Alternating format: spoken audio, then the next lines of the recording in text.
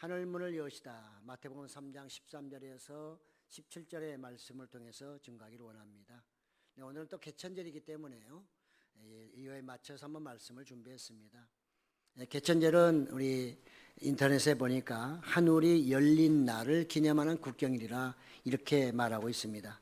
당군이 날을 세웠다고 전해지는 기원전 2333년 10월 3일을 정해 개천절이라 명명했고 우리 4대 국경일 중에 하나로 지키고 있죠. 상해 임시정부에서도 개천절을 국경일로 정했는데 나중에 광복 후에 대한민국 정부에서도 이를 그대로 이어받아서 지금 우리가 개천절로 정식으로 지키고 있는 것입니다. 우리는 이 세상, 이 나라도 열린 날이 있다고 믿고 있잖아요. 그래서 단군 신화가 있습니다. 우리는 단군 신화 이전에 하나님께서 하늘문을 여시고 우리에게 오셨는데요. 우리는 이 과정들을 오늘 성경을 통해서 우리에게 하늘문이 열리기까지 어떤 과정들이 있었는지 한번 정리해보는 그런 시간을 갖기를 원합니다. 오늘 그래서 마태복음 3장 13절에서 17절의 말씀대로 오늘 말씀을 통해서 참으로 하늘이 열리고 하나님의 성령이 그 함께 했다는 말씀을 근거로 해서 하늘문을 여시는 그 하나님에 대해서 우리가 한번 알아보기를 원하는 것입니다. 본문은 예수님의 세례 의식을 통해 하늘문이 열렸다고 말하고 있습니다. 성경적으로 하늘문이 열리는 것은 창세기 1장일 것입니다. 하나님의 하늘과 땅을 창조하셨다. 그래서 하늘과 땅의 관계를 정말 에덴 동산과 하늘로 이렇게 축소시켜 놓은 것 같습니다. 그래서 에덴 동산을 하나님이 특별히 만들어 주시고 거기에는 하나님의 사랑과 은혜가 넘치는 장소였습니다. 그래서 하늘에 해, 달, 별을 정말 그 에덴 동산에 비치게 하심으로 그것은 그야말로 어둠이 없는 것, 하나님의 사랑이 넘치는 곳, 그것에서는 뭐든지 부족함이 없는 그런 에덴 동산을 하나님이 선물로 주신 것이죠. 그렇지만 그들은 만족하지 못하고 하나님과 만족하지 못하고 하나님에 의해서 만족하지 못하고 그들은 뱀의 말을 들으면서 결국은 죄를 짓게 된 것이죠. 그래서 하늘문이 닫혀버리고 말았습니다. 그 하늘문이 닫힌 결과가 에덴 동산에서 쫓겨난 것이죠. 의미적으로 우리가 그렇게 볼 수가 있겠습니다. 하나님의 은혜와 사랑이 이제는 문이 닫혀버린 것입니다. 그렇지만 하나님은 우리의 사람들의 어떤 것으로 인해서 완전히 포기하지는 않습니다. 왜냐하면 하나님이 천지를 창조하실 때는 그 창조의 목적이 있기 때문에 그 목적을 이루실 때까지는 결코 하나님은 포기하지 않으시죠. 그런 면에서 하나님의 그 은혜의 어떤 빗줄기는 또는 은혜의 그런 어떤 그 빛은 계속해서 흘러내려가게 되는 것입니다. 비록 아담과 이브가 타락하여 에덴 동산에서 쫓겨났다 할지라도 그들에게 은혜를 완전히 다 닫아버리신 건 아니고 이제 과거보다는 훨씬 그 은혜의 빗줄기도 정말 적을 뿐만 아니라 또 그들에게 주는 그 사랑도 그만큼 줄어들 수밖에 없는 거죠. 하나님은 그래서 이제 그들에게 여전히 생육번성 충만에 대한 축복은 그대로 지속하시면서 놔두었더니 창세기 6장에 나오는 대로 하나님의 아들들과 사람의 딸들이 결혼을 했는데 이게 성경적으로 보면 참 여인이 굉장히 강하다는 것이죠. 그래서 하늘과 땅이 함께 있게 되면 하늘이 이기는 게 아니라 땅이 이긴다는 것이죠. 그래서 오늘날 실제로 모든 가정에 정말 큰 일 작은 일 남자가 하는 것 같아도요 성경적으로 보면 여자분들이 아내가 하는 겁니다. 그래서 아내의 말도 잘 들어야 되지만 잘못 들으면 또 큰일 나죠. 그 분별력이 아담에게는 있어야 되는 거죠. 아담에게는 분별력이 없었기 때문에 아내를 사랑한 나머지 그냥 선악과를 따먹고 말았단 말이죠. 그게 연속입니다. 하나님의 아들과 사람의 딸들 그들은 서로 결혼했고 그 결혼이 결국은 하나님을 멀리하게 한 것입니다. 하나님을 가까이 하게 하는 것이 아니라 사람의 딸들은 하나님의 아들들을 점점 하나님부터 멀어지게 함으로 인해서 점점 죄가 성장하게 되었고 만연하게 되었던 것이죠. 하나님은 또다시 하늘문을 여셨는데 이번에 여시는 문은 축복의 문이 아니라 그들을 심판하시기 위한 문이었습니다. 그래서 하나님이 그 문을 여시고 하늘에서 비를 억수같이 쏟아 부으심으로 결국은 홍수가 일어나게 됐고 모든 사람들은 다 죽어버리고 말죠. 그때 하나님은 그 은혜의 빛을, 그 빗줄기를 누구에게? 노아에게 주시고 그래서 그를 방주로 인도하셨죠. 그래서 방주는 구원의 하나의 상징이고 예수 그리스도를 방주라고 하는 이유도 거기에 있는 것입니다. 이렇게 해서 정말 그 노아의 후손들도 하나님의 은혜로 이제 번성하기 시작하지만 역시 유전자는 못 속이는 것 같습니다. 제가 얼마 전에 유튜브에서 어느 정말 교수가 이 유전자에 대해서 이렇게 잠깐 서울대 그 뭐 동창회가 거기서 강의하는 걸 잠깐 들어봤는데요. 뭐 어려우니까 다는 이해는 못하겠는데 중요한 것은 유전자를 띄었다 붙였다는 시대가 됐다는 것이죠. 우리는 잘 모르잖아요. 이미 미국이나 선진국에서는 우리의 유전자를 내가 붙였다 띄었다 할 수 있는 그런 기술이 이미 다 전파되고 있다는 거예요. 그거 뭐 싸게는 35,000원짜리 그것만 사면 가능하다는 것입니다. 놀라운 사실입니다. 우리 유전자가 얼마나 강한지요. 그러니까 이 의인이라고 칭했던 노아의 후손들도 결국은 그 아담과 이브의 유전자에서 벗어날 수는 없는 겁니다. 죄를 지을 수밖에 없는 거죠. 그들은 하나님으로부터 벗어나기 위한 방법으로 바벨탑을 쌓게 됐고요. 하나님은 또다시 내려오셔서 그 바벨탑을 짓는 것을 보시고 중단시켜버리고 그들을 전부 다 뿔뿔이 흩어지게 만들어버리신 거죠. 하나님이 내려오실 때마다 그들에게는 은혜가 아니라 항상 구약에서는 대부분 심판으로 오시는 하나님을 볼 수가 있습니다. 하나님은 그 빛을 이제 누구에게? 셈족 중에 아브라함에게 비치신 것이죠. 갈대아 우르, 우상 숭배를 하는 아주 중심 도시였던 그 당시에 갈대아 우르에 하나님이 아브라함을 찾아오셨습니다. 그리고 아브라함에게 제안을 하시죠. 여호와께서 아브라함에게 이르시되 너는 너의 고향과 친척과 아버지의 집을 떠나 내가 내게 보여줄 땅으로 가라. 내가 너로 큰 민족을 이루고 내게 복을 주어 내 이름을 창대하게 하리니 너는 복이 될지라. 이렇게 하나님이 제안하셨어요. 내가 하늘 문을 열어서 너에게 은혜와 네가 원하는 걸 다 줄 테니 나를 따라오겠는가. 이렇게 제안을 하신 것이죠. 아브라함은 고민했습니다. 갈대아 우리에서 알지도 못하는 그 어떤 신이란 하나님이란 분이 나타나가지고 자기에게 그런 제안을 할 때 얼마나 고민이 많았겠어요. 그는 금방 따라올 수 있는 것도 아니고 자기 있는 모든 걸 다 버리고 따라가야 되는 이런 엄청난 조건이었습니다. 그렇지만 따라가기만 한다면 땅도 주시고 그 다음에 민족도 주시고 나아가 창대케 하는 복도 주시겠다. 너는 복이 될지라. 내가 너를 복덩어리로 만들어 줄게. 이렇게 하나님이 제안하셨어요. 아브라함은 그 하나님의 제안을 받아들인 것이죠. 그래서 그때부터 아브라함에게 하늘의 문이 열리기 시작한 것이죠. 축복의 문이 열렸습니다. 하나님이 아브라함에게 왜 이런 하늘문을 열어주셨을까요? 그것은 바로 그 아브라함을 통해서 하나님의 나라를 세워나가기 위한 것입니다. 우리는 아브라함의 복을 단순하게 우리가 이 땅의 삶에서 받는 그런 복으로 생각하면 그 복은 별로 의미가 없습니다. 하나님이 그렇게 축복하지 않아도 잘 사는 사람이 많기 때문이죠.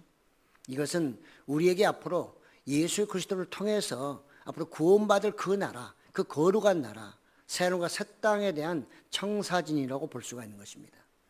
아브라함은 그래서 그에게 그런 청사진을 보여주신 것이고 아브라함은 또 하나님의 은혜를 받았기 때문에 그것을 받아들였고 그래서 예수님을 통해서 이루고자 하는 그 청사진을 이제 이 아브라함을 통해서 보여주신 것이고 예수님이 그것을 앞으로 이루어 나갈 것입니다. 우리는 이것을 무엇으로 알 수 있나? 이걸 그냥 단순하게 그냥 추측으로만 말하면 안 되고요. 이걸 성경적으로 연결해야 되는 것입니다.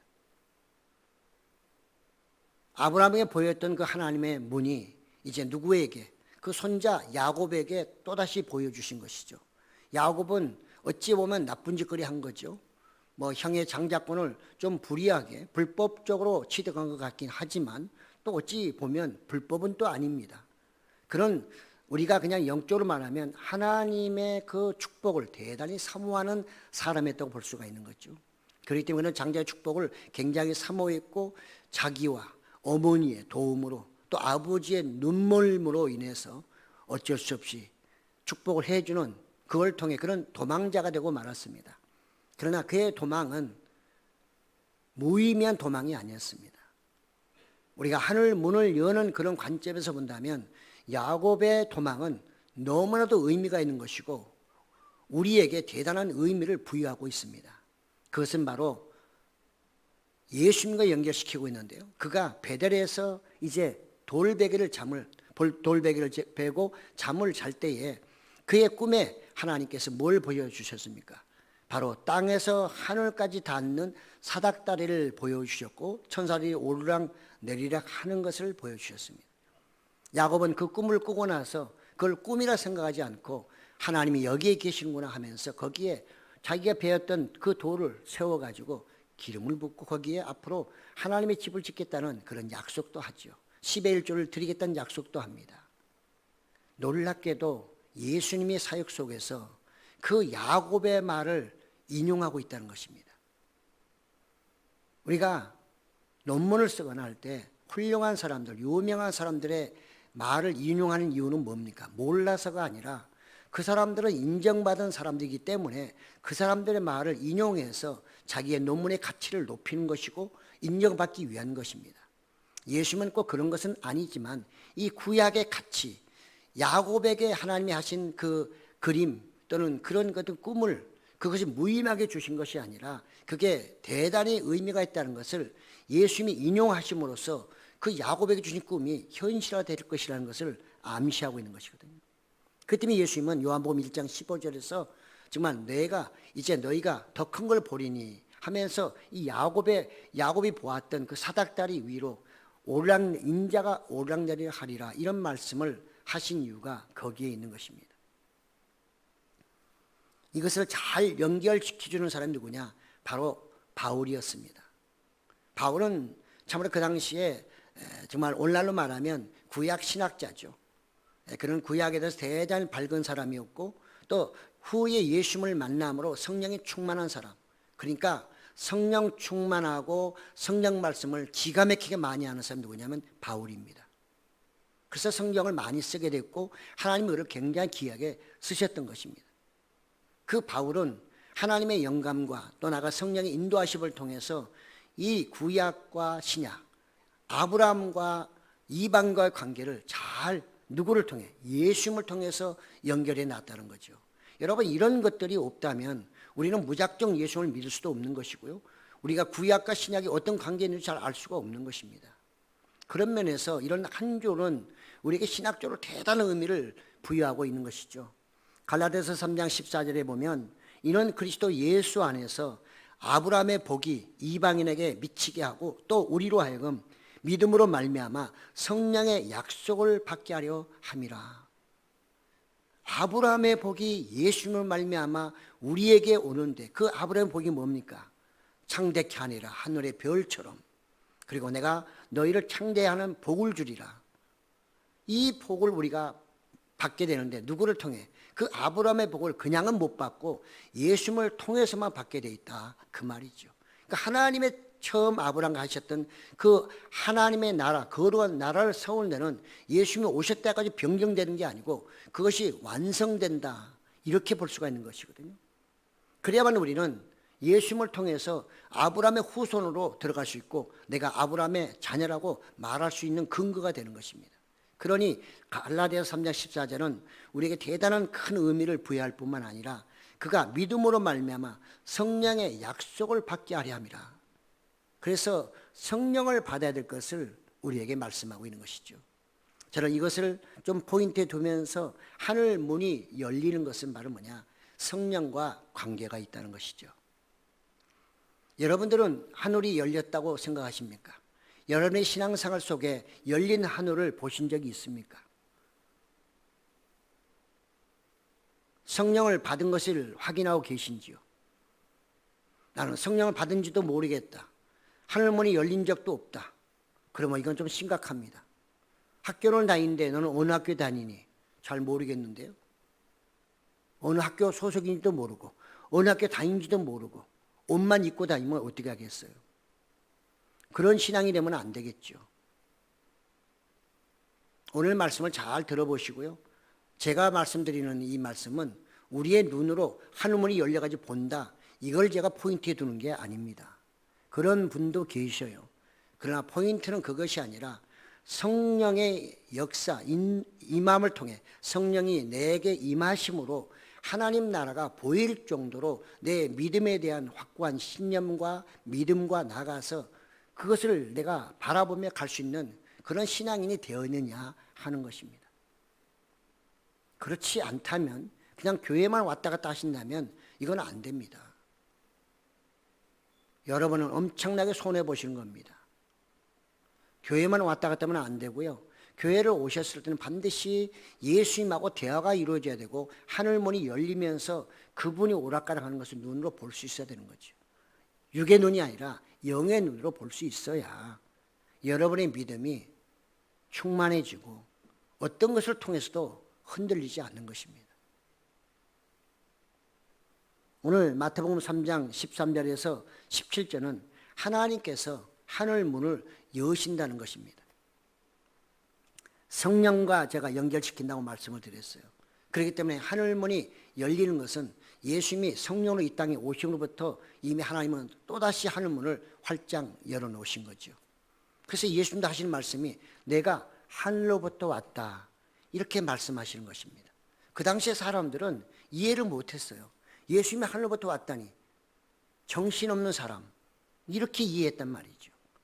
왜? 그들은 성경도 없거니와 이런 논리적으로 이해할 수 있는 그런 것이 아무것도 없었기 때문에 예수님이 하신 말씀을 이해할 수가 없었으나 저나 여러분은 참으로 하나님의 은혜로 뒤늦게 태어났기 때문에 성경이 우리 속에 있고 수많은 학자들이 연구해서 이런 걸 다 우리에게 알려주기 때문에 우리는 훨씬 더 합리적으로 그리고 논리적으로 이성적으로 그러면서도 영적으로 이것을 믿을 수가 있으면 얼마나 크신 은혜인가 하는 것이죠.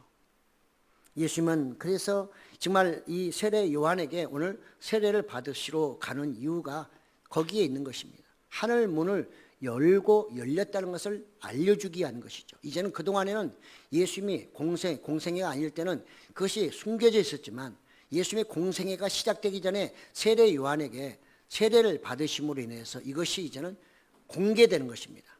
만방에 선포가 되는 것이고 모든 사람들에게 이제 알려지는 시간입니다. 그래서 이것은 굉장히 중요한 사건이죠. 사실 예수님이 자발적으로 세례 요한에게 세례를 받으러 가셨습니다. 예수님은 세례를 받으실 이유가 없습니다. 그 당시에는 침례였습니다.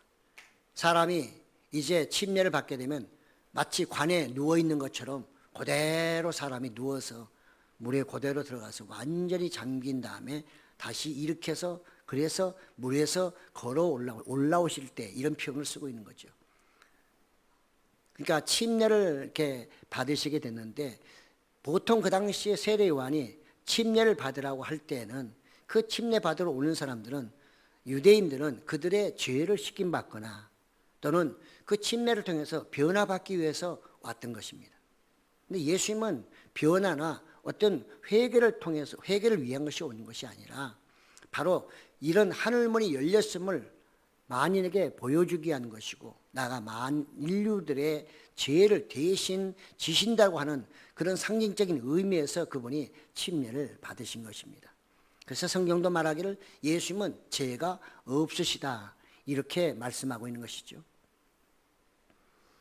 그래서 오늘 예수님께서 세례 요한에게 이제 침례를 받으려고 할 때 세례 요한은 하늘문이 열린 것을 본 사람이에요.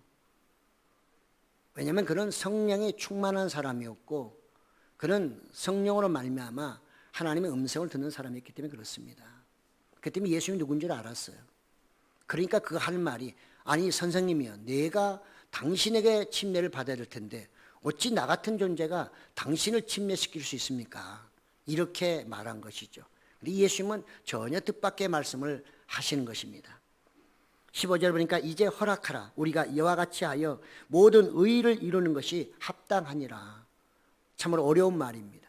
그냥 여러분 이것을 한번 얘기해 보라 하면 이거 설명할 사람이 그렇게 많지는 않을 것입니다.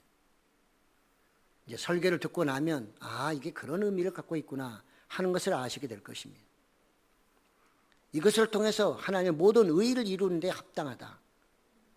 바로 이것은 어찌 보면 하나님께서 이제 예수님에게 하늘 문을 이제 열고 닫는 위임식을 하시는 것입니다.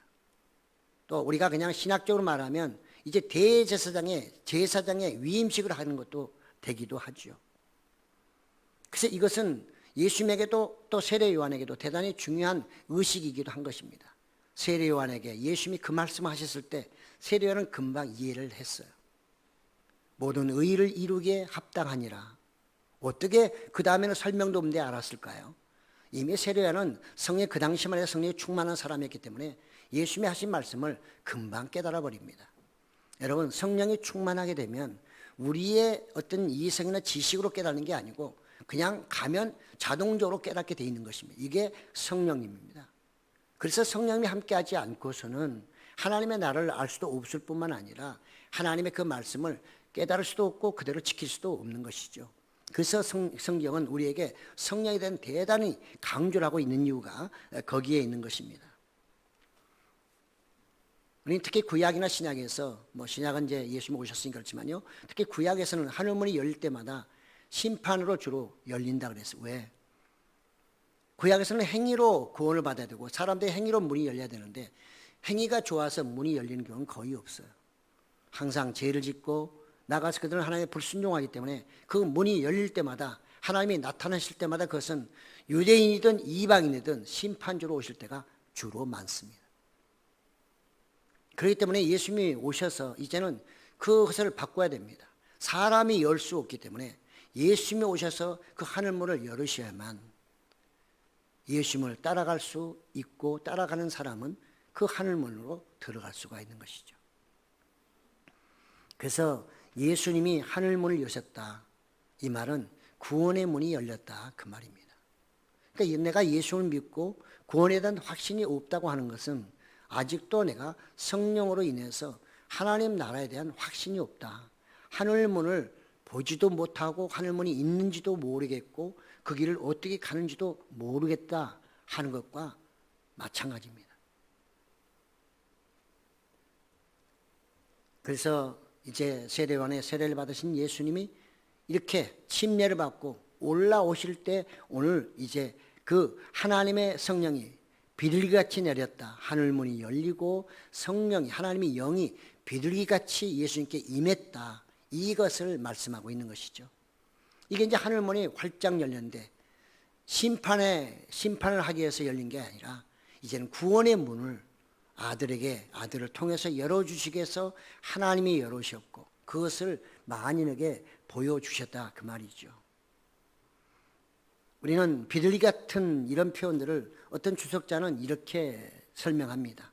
그것은 자신을 낮추시고 고난을 당하신 예수님의 유순하고 겸비하심, 순결과 순종, 결백, 해방을 상징하는 표현이다. 이렇게 막 어렵게 말을 하고 있습니다.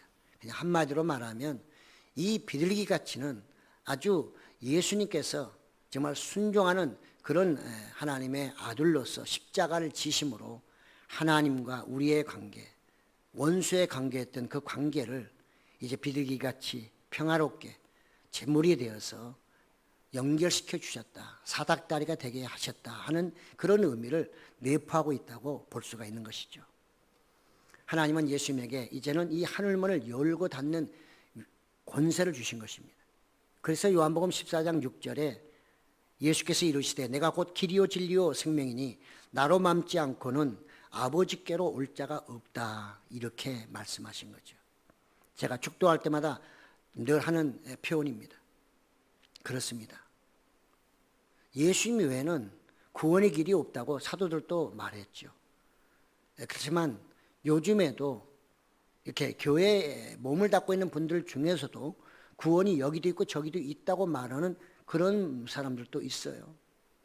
WCC가 좀 애매한 그런 자세를 취하기 때문에 우리 합동교단에서는 WCC에 가입하지 않고 그래서 우리가 이 교단도 나눠진 이유가 거기에 있습니다. 이거는 대단히 중요한 것이죠. 우리가 들어가는 하늘문을 아무나 열 수 있다고 하면 좋겠으나 성경은 예수 외에는 열 수가 없다고 분명히 말씀하고 있습니다. 나로 맘지 않고는 예수님을 통하지 않고는 그 하늘 문을 들어갈 수 없다고 말씀하고 있는데 어떻게 다른 것이 구원이 될 수 있단 말입니까? 이거는 있을 수 없는 얘기고 이것을 내가 믿지 않는다면 이미 나는 기독인이 아닌 것입니다. 나아가 하늘문에 들어갈 수도 없을 것입니다. 그래서 지금 예수님은 바로 내가 길이요 진리요 생명 아버지께 가는 그 문이다 이렇게 말씀하셨고요. 오늘 본문에서는 17절에 하나님이 증언하십니다. 하늘로부터 소리가 있어. 그래서 오늘 이 짧은 말씀 속에는 하늘이 열리고 하늘로부터라는 하늘문에 대한 얘기를 이렇게 계속하고 있는 이유를 우리가 알아야 하는 것이죠. 하늘로부터 소리가 났다. 하늘의 문이 열리고 하나님이 말씀하시는데 뭐라고 하셨나? 이는 내 사랑하는 아들이요 내 기뻐하는 자라. 우리는 첫 아담은 하나님이 대단히 사랑하셨기 때문에 그분이 잘 주물럭주물럭 해서 생기를 넣어서 사람을 만들어 주시고 너무나 좋은 에덴 농사를 주셨지만 그 아담과 이브는 결국 순종하지 아니하므로 하나님의 사랑에서 벗어나 버렸고 나아가서 하나님을 기쁘시게 하지 못했습니다. 그래서 예수님이 이 땅에 보내시게 됐고 그 예수님이 이제부터 공생애를 시작하게 될 텐데 하나님이 이는 내 사랑하는 아들 기뻐하는 자라 이렇게 하나님이 지금 증언하고 있는 것이고 바로 그래서 그를 통해서만이 하나님에 갈 수 있는 하나님의 하늘나라의 문이 하늘 문이 열린다는 것을 하나님이 지금 입증하고 계신 것입니다. 우리는 하나님의 증언이 없이는 무엇인지 할 수 없다는 사실을 우리는 알아야 할 것입니다. 그래서 우리는 예수님의 첫마디가 중요한 거죠. 예수님이 이제는 사역자가 돼서 처음 말씀을 선포할 때 그 첫 번째 말씀이 뭡니까? 회개하라 천국이 가까이 왔느니라였습니다. 연결해 보면 그 말씀이 얼마나 귀한 말씀이고 무서운 말씀이고 또 내가 하늘문을 들어갈 수 있기도 하고 들어가지 못할 수도 있다고 하는 메시지였습니다. 그런 유대인에게만 해당되는 게 아닙니다. 누구든지 유대인이든 이방인이든 예수님을 통해 하나님의 나라를 들어가기 원하는 사람, 구원의 문을 들어가기 원하는 사람은 누구든지 회개해야 하는 것입니다. 그래야만 천국의 문이 가까이 오게 되는 것입니다.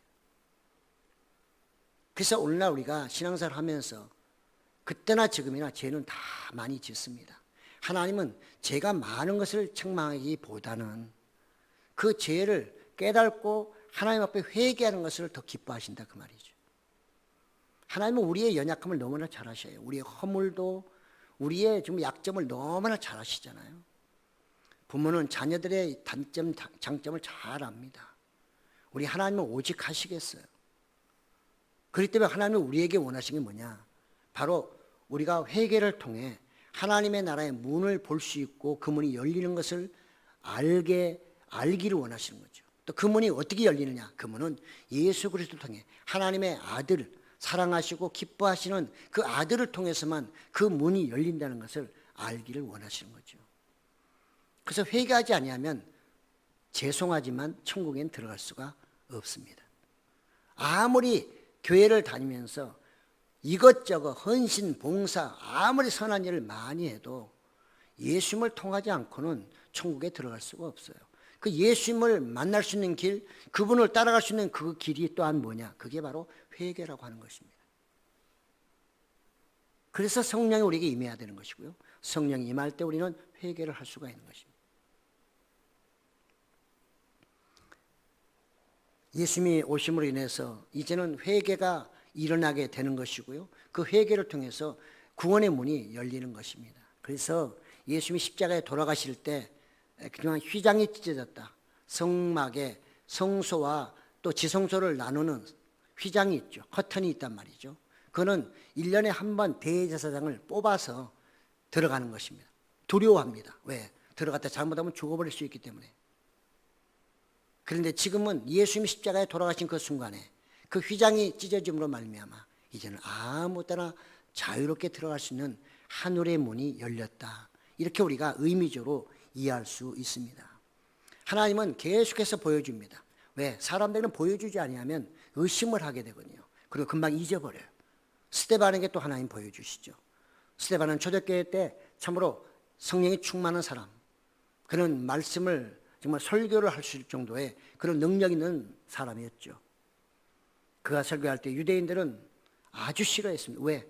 예수님이 부활했다고 말하고 그가 메시아라고 말하니까 그들이 가장 싫어하는 예수님, 십자가에 못 박아 죽인 그 예수님을 메시아라고 하는데 그들이 가만히 있겠어요? 그것을 인정한다면 그들은 죄인 중에 가장 정말 큰 죄인들입니다.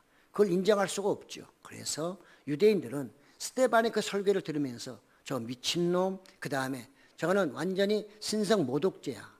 그래서 그를 죽이려고 작정하고 돌을 막 던지잖아요. 그때 스데반이 죽어가면서도 그에게 보여준 게 뭐였습니까? 그의 눈을 여사 하늘의 문이 열리면서 예수님이 하나님의 보호자 옆에 오른편에 앉아 있는 것을 보여주었습니다. 그가 본 그대로 얘기해 주죠. 하늘문이 열리고 지금 그분이 하나님 우편에 있다 할 때 그들은 더 소리를 지르면서 결국은 그를 죽이고 맙니다. 그때 그 옆에 있던 사람 중에 그 유명하신 분, 그분이 바로 사울이었고 나중에 그 이름이 바울이었습니다. 그때까지는 그는 하늘문이 열리는 것을 본 적도 없거니와 열리는 게 무엇인지도 알 수가 없었습니다. 왜? 예수님을 믿지 않았기 때문에. 그러니까 그는 기독인들을 정말 잡아서 체포해서 감옥에 넣는 것을 기쁨으로 생각했고 그것이 최고의 신앙으로 생각했는데 알고 보니 나중에 그가 변해서 하늘문이 열리고 나가 하나님의 나라를 볼 수 있는 그 눈이 됐을 때 그때부터는 그 자신이 얼마나 회개를 많이 합니까? 내가 죄인 중에 괴수라고 할 정도로 바울은 회개를 많이 했던 것을 볼 수 있습니다. 우리는 사도 요한에게도 또 하늘문을 열어서 보여주십니다. 계시록은 우리 성경의 마지막입니다. 계시록 4장 1절에 보면 이 일 후에 내가 보니 하늘에 열린 문이 있는데 하늘에 열린 문이 있더라는 것입니다. 근데 네가 거기로 들어오라고 하나님께서 말씀하시다는 것이죠. 그렇습니다. 우리는 오늘 개천절을 맞이해서 우리 세상 대한민국을 열어준 그날을 신화적으로 우리는 믿고 또는 믿지 않는 사람도 있긴 하겠으나 우리는 영적인 우리의 개천절이 언젠가를 한번 생각해 봐야 하는 것입니다. 여러분 각자에도 그렇게 열린 날이 있었을 것입니다. 한번 더듬어 보시면서 또 그 개천절이 여러분에게도 있었다면 하늘의 문이 열리는 그때가 있었다면 그걸 기억하시면서 감사하면서 여러분의 아름다운 삶을 살아가야 하실 겁니다. 누구처럼? 예수님처럼 사랑받고 하나님을 기쁘시게 하는 그런 자녀들로 살아야 하는 것입니다. 저는 오늘 말씀을 통해서 한 3가지로 말씀을 정리하고 마치려고 합니다. 첫째, 세례는 신앙인이 구원받는 표징이며 성령 세례는 구원의 조건입니다. 우리가 받는 물 세례, 약식 세례, 우리는 지금 교회에서는 약식으로 하지만 이 세례는 물로 세례를 주는 것이고 예수님의 성령 세례를 준비하는 것입니다. 물 세례는 구원받았다는 어떤 표징일 수는 있습니다. 아, 이렇게 하나님의 사람, 교인이 되었다는 그런 표식은 될 수 있지만 물 세례를 받았기 때문에 반드시 구원받는 것은 아니라는 것이죠. 그런 구원의 조건은 되지 못하는 것입니다. 세례 안 받으셔도 구원받을 수 있어요. 그렇지만 성령 세례를 반드시 받으셔야 됩니다. 성령 세례를 받지 않게 되면 이것은 구원을 받을 수가 없고 하나님의 문에 들어갈 수가 없는 것입니다. 그래서 예수님을 통해 우리는 성령 세례를 받아야 하는 것입니다. 성령 세례는 누구에게 줄까요? 성령 세례는 남녀노소 그 다음에 민족의 차별이 없습니다. 누구든지 하나님이 부르시면 아멘하고 그분에게 나갈 때 회개할 때 성령은 그런 분들에게 다 임하게 되고 그때에 하나님의 나라의 문이 열리는 거죠. 여러분 한번 생각해 보세요. 여러분이 처음 예수님을 믿고서 진실로 회개했을 때 그때 여러분들의 생각에는 뭐가 있었어요? 그래, 내가 이제는 하나님 나라를 위해서 헌신하고 봉사하고 그 나라를 내가 가게 열심히 살아야 되겠다. 이런 마음이 다 들었을 것입니다. 또 그렇게 결단하셨을 것입니다. 그게 하늘문이 열린 날이에요. 지금도 여전히 열려 계시죠? 두 번째, 예수님은 하늘문 곧 구원의 문이십니다. 예수님은 하나님께서 아브라함에게 하신 약속을 완성시키시는 오메가 있습니다.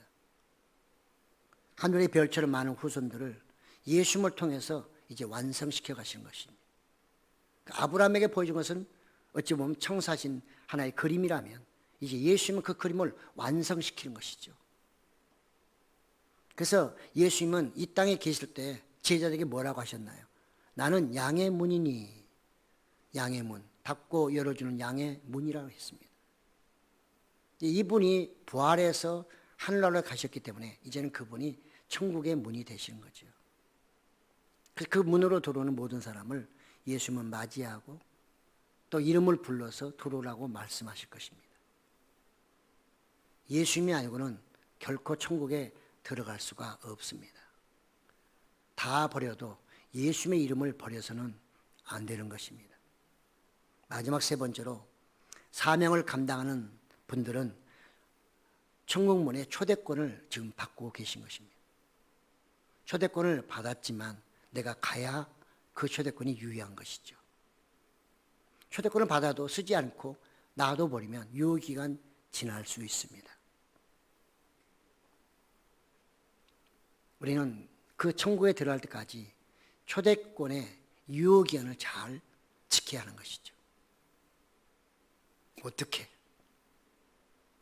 예수님은 천국문을 관리하는 자로 하나님께 위임받을 때 그분에게 주신 사명을 십자가를 지기까지 감당하셨어요. 우리는 그 길을 따라가는 사람들입니다. 다양한 여러 가지 사명들을 가지고 예수님의 십자가의 길을 따라가고 있어요. 예수님도 너희는 너희의 십자가를 지고 나를 따라오라 이렇게 말씀하셨어요. 그냥 따라가는 게 아니고요. 내 사명을 감당하면서 예수님을 따라가야 되는 것입니다.